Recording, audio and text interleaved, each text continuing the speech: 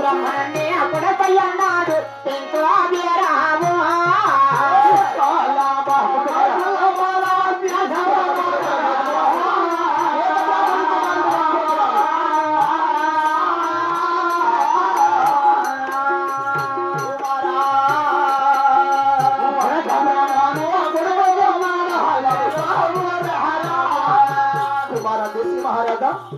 వీటికి బారిన 12 ఆమడ పాల వేరగలదు. అవునమ్మా. పాల వేరు వెండి కొట్టిన ప్రసమానగలదు.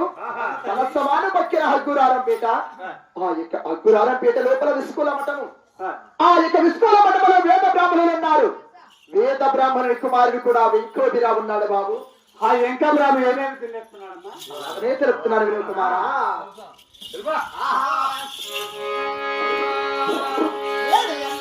పాలు